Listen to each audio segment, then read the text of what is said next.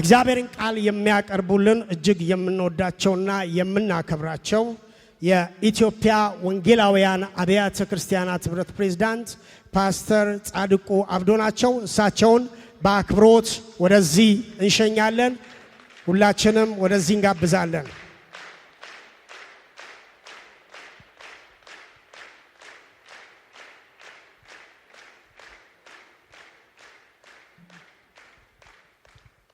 ሁላችሁንም በጌታ በኢየሱስ ክርስቶስ ስም ሰላም እላችኋለሁ። አጭር ጊዜ የእግዚአብሔርን ቃል የምናይበት ይሆናል። ቆመን እናነባለን የእግዚአብሔርን ቃል፣ ከዛ ጸልየን ትንሽ እናገራለሁ። ኤፌሶን 2 ሙሉ ሐሳቡን እናገራለሁ፣ ግን ከቁጥር 11 ጀምረን ብናነብ ጥሩ ነው። ስለዚህ እናንተ አስቀድሞ በስጋ አሕዛብ የነበራችሁ በስጋ በእጅ የተገረዙ በተባሉት ያልተገረዙ የተባላችሁ ይህን አስቡ። በዚያን ዘመን ከእስራኤል መንግሥት ርቃችሁ ለተስፋም ቃል ኪዳን እንግዶች ሆናችሁ በዚህ ዓለም ተስፋን አጥታችሁ ከእግዚአብሔር ተለይታችሁ ያለ ክርስቶስ ነበራችሁ። አሁን ግን እናንተም በፊት ርቃችሁ የነበራችሁ በክርስቶስ ኢየሱስ ሆናችሁ በክርስቶስ ደም ቀርባችኋል። እርሱ ሰላማችን ነውና ሁለቱን ያዋህደ በአዋጅ የተነገሩትንም የትእዛዛትን ሕግ ሽሮ በመካከል ያለውን የጥልን ግድግዳ በስጋው ያፈረሰ፣ ይህም ከሁለታቸው አንድን አዲስ ሰው በራሱ ይፈጥር ዘንድ ነው። ሰላምንም ያደርግ ዘንድ ጥልንም በመስቀሉ ገሎ በእርሱ ሁለታቸውን በአንድ አካል ከእግዚአብሔር ጋር ያስታርቅ ዘንድ ነው። መጥቶም ርቃችሁ ለነበራችሁ ለእናንተ ሰላምን፣ ቀርበው ለነበሩትም ሰላምን የምስራች ብሎ ሰበከ።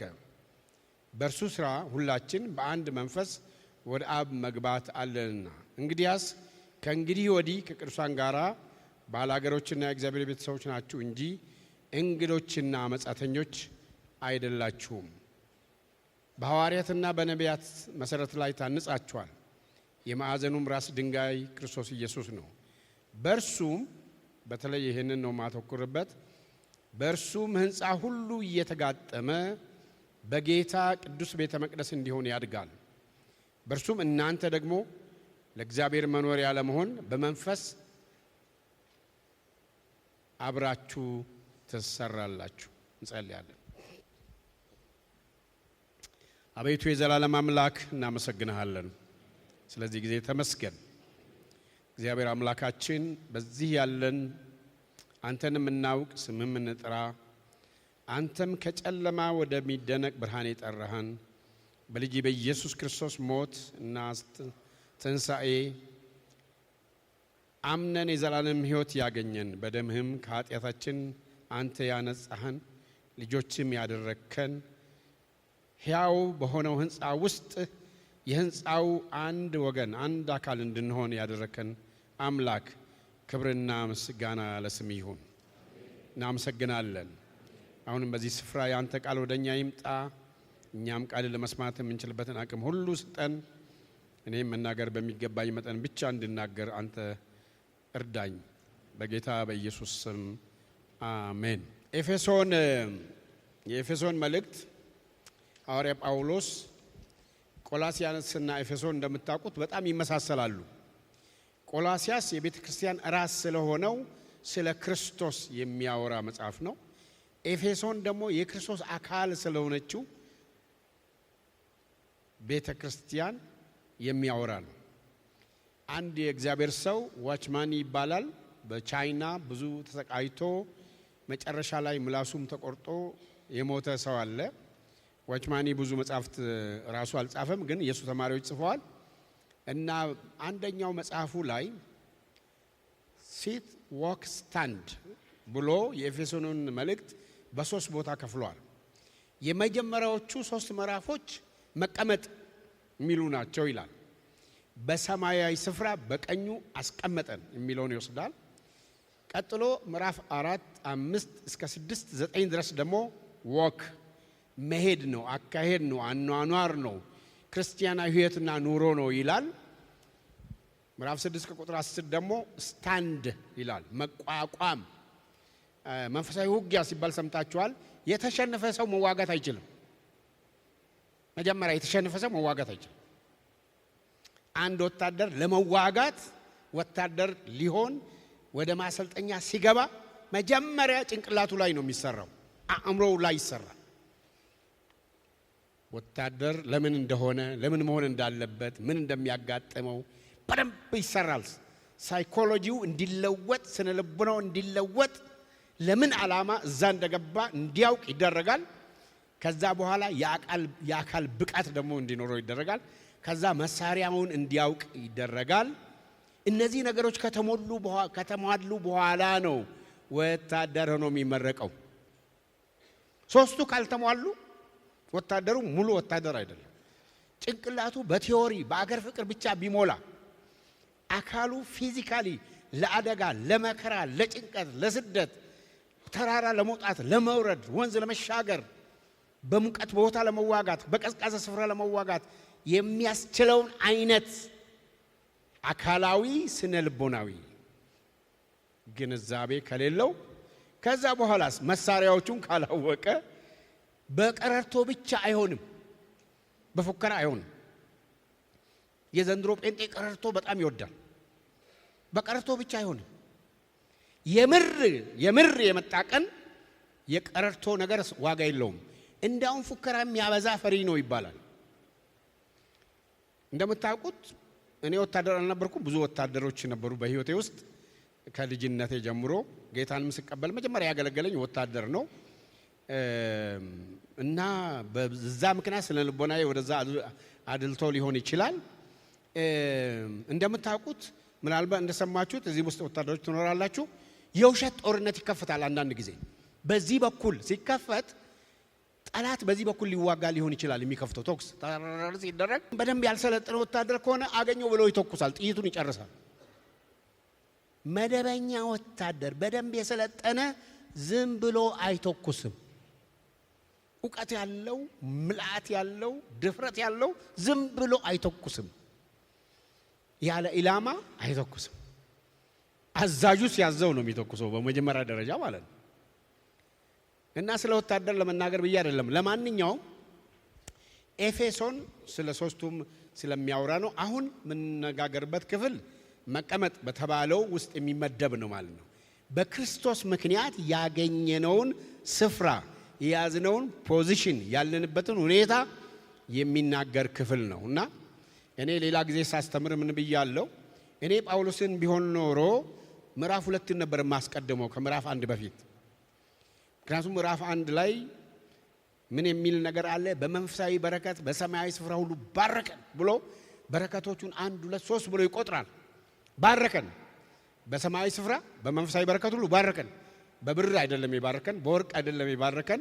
በዛ የተባረካችሁ ደስ ይበላችሁ፣ ግን ከዛ በሚበልጥ ነገር ባረከን ብሎ ይናገርና ምዕራፍ 2 ግን ሙታን ነበራችሁ ይላል፣ አመፀኛ ነበራችሁ ይላል፣ ለዲያብሎስ የምትታዘዙ ነበራችሁ ይላል፣ ልቦናችሁ የጨለመ ሰዎች ነበራችሁ ይላል። በጣም የሚገርም ነገር ነው የሚናገረው።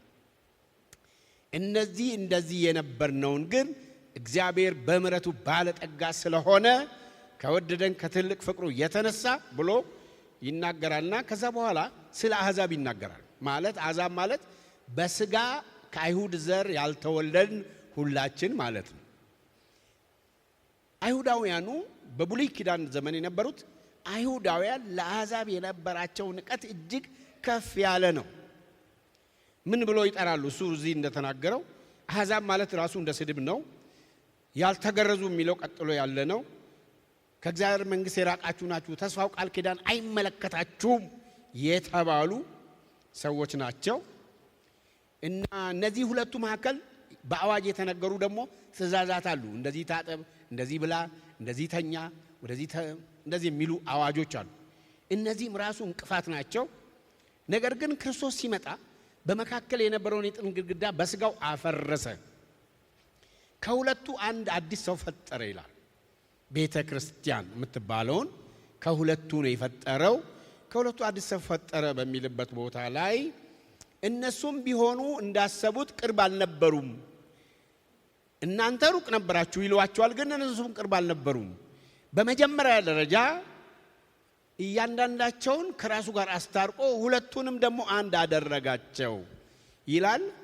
ዛሬ መናገር የፈለኩት ቀጥሎ ስላለው ቃል ነው። እንግዲህ እንደዚህ ከሆነ በኋላ ሐዋርያው ምን ብሎ ይለናል? አንድ አደረገ።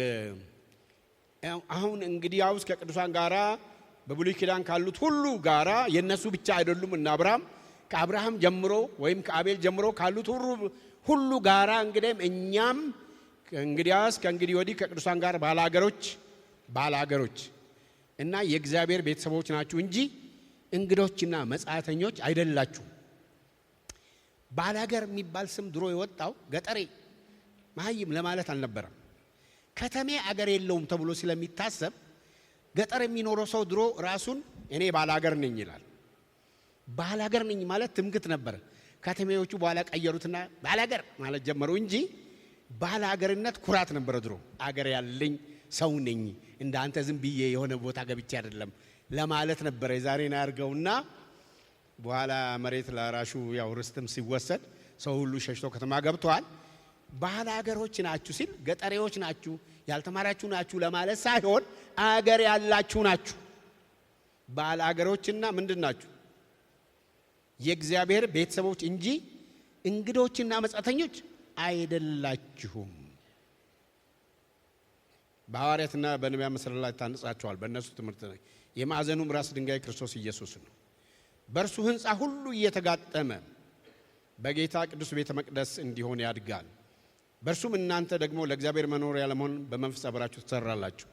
ዛሬ ይሄንን ሕንፃ ሁልጊዜ በአሁኑ ዘመን ያው ካለሁበት ኃላፊነት የተነሳ ሕንፃዎች ሲመረቁ ወይም የመሰረት ድንጋይ ሲኖር እኔ እጠራለሁ እና የመሰረት ድንጋይ ሲኖር እንጠራለን።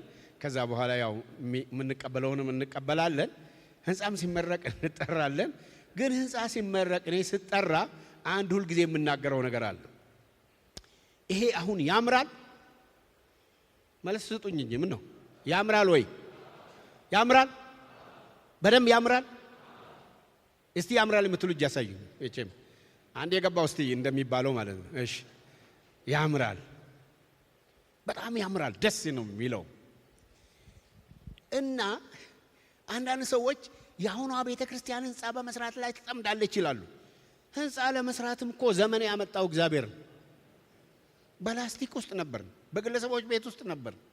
ሸራ ወጥረን መጀመሪያ በግለሰቦች ቤት ነው ራሱ አይፈቀድም ሸራ መወጠርም።